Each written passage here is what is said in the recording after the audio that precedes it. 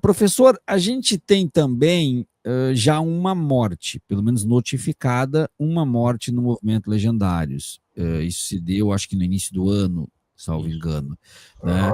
Um empresário de 42, 43 anos de idade, que teve um mal súbito, recebeu atendimento no local, não resistiu e foi a óbito. O senhor tem informações mais apuradas sobre isso, ou isso se manteve apenas nas notas de jornal que a gente viu? Não teve mais nenhum tipo de repercussão, alguém que esteve junto que possa dizer alguma coisa? Nós sabemos que foi uma trilha de 70 e poucas horas e que ele não teria resistido a isso. Eu tenho informação de que existem outras mortes, mas foi mais abafado, né? Eu não posso afirmar com certeza, mas mais de uma pessoa, várias pessoas já me falaram que existem outras mortes que conseguiram, né, deixar mais baixo aí, mais abafado.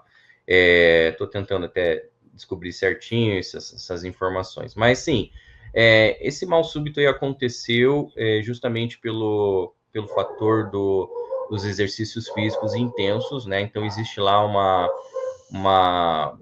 eles fazem muitos exercícios físicos, né? Estilo militar, na verdade, também. Então a pessoa ali, a maioria das pessoas ali são sedentárias, pessoas sem um certo preparo físico, então de repente eles têm que fazer várias coisas ali. Só o fato de subir uma montanha já é algo difícil, né? Deve ser, você chega lá exausto e você ainda colocado ali para fazer polichinelo, fazer flexão, fazer vários tipos de coisas ali, fora algumas coisas ali que eles colocam ali como etapa do processo, como um desafio, né? Então, são várias coisas que você vai colocando que, do ponto de vista bíblico, teológico, foge um pouquinho, né? Você tinha perguntado no comecinho se tem algum respaldo bíblico para subir montanha, nada nesse sentido, né? Eles usam muito o fato de profetas do passado, até mesmo Jesus Cristo, ter subido o monte para orar, para se conectar com Deus, mas nada parecido com o que eles fazem, de fazer exercícios físicos, de fazer todo aquele show deles lá em cima do monte lá, e muito menos cobrar, né? Muito menos cobrar um ingresso. Então, do ponto de vista bíblico, é quase zero, né? Claro que tem aí alguns relatos positivos, como você mencionou, muitas esposas estão satisfeitas, muitas esposas estão falando, meu marido é um homem diferente, mas a gente tem que entender que, do ponto de vista bíblico, teológico, não é o subir de uma montanha que vai transformar o caráter. A Bíblia diz que a transformação do caráter da pessoa se dá pela exposição do verdadeiro evangelho em contato com a mensagem de Cristo, não com coisas externas, né? Subir uma montanha, fazer um jejum, sei lá, fazer coisas desse tipo.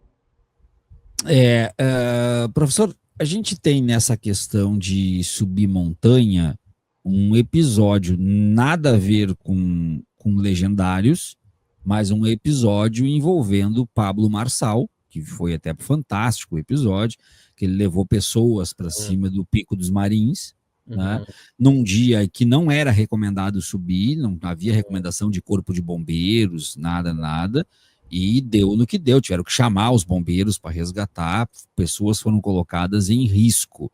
O Pablo Marçal, anos depois, participou do Legendários. Inclusive explorou muito essa participação dele, fez fotos, vídeos e etc. E por outro lado, para complementar, o Pablo Marçal se coloca muitas vezes nas lives dele como uma espécie de líder religioso. Eu queria lhe ouvir, o Pablo Marçal é um pastor não consagrado, não nomeado?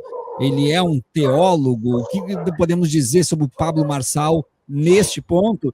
E se puder colocar junto na sua resposta, há uma briga pública do Pablo Marçal com o Silas Malafaia, já de longo tempo, do Pablo Marçal ter falado que o Silas Malafaia teria causado mal à própria esposa e que a esposa teria viajado para se curar de alguma coisa. Eu queria lhe ouvir sobre essa questão do Marçal. O Marçal, inclusive, já veio comentar nos meus posts para defender os legendários. O Marçal, ele se declara teólogo, né? Ele disse que estudou teologia, não sei se ele finalizou, trancou, o que ele fez, mas ele tem um certo conhecimento da Bíblia e ele explora muito essa questão da Bíblia, principalmente na parte financeira, né?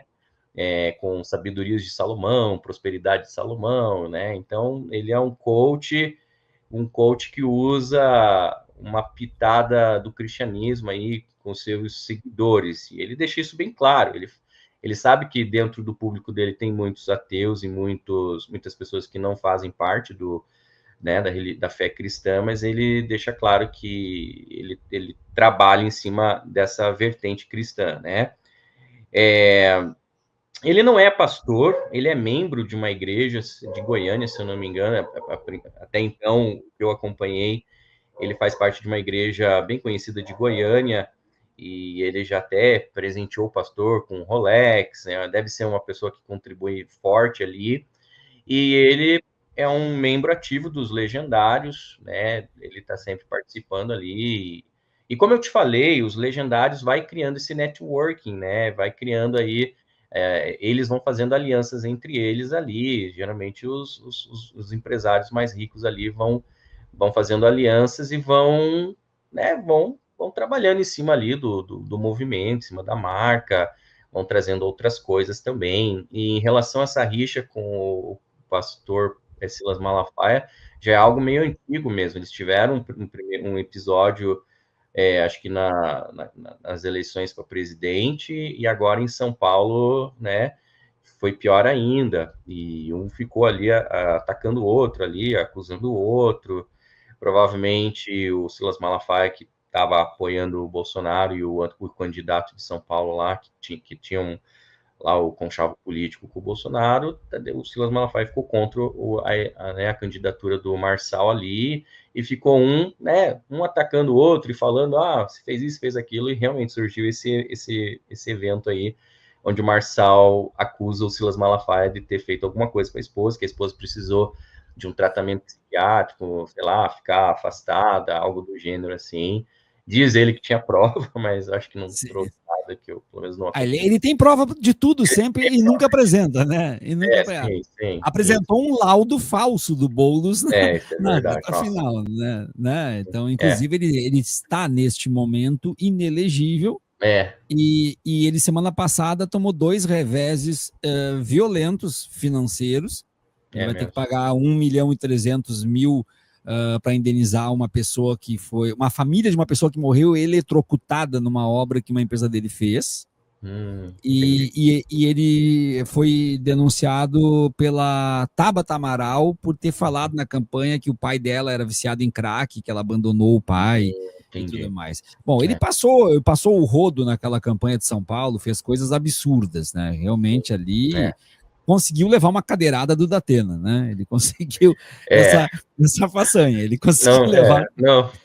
Não tem como defender ele nesse, né? O cara fez umas coisas absurdas ali. Ele tem a habilidade dele da retórica, né?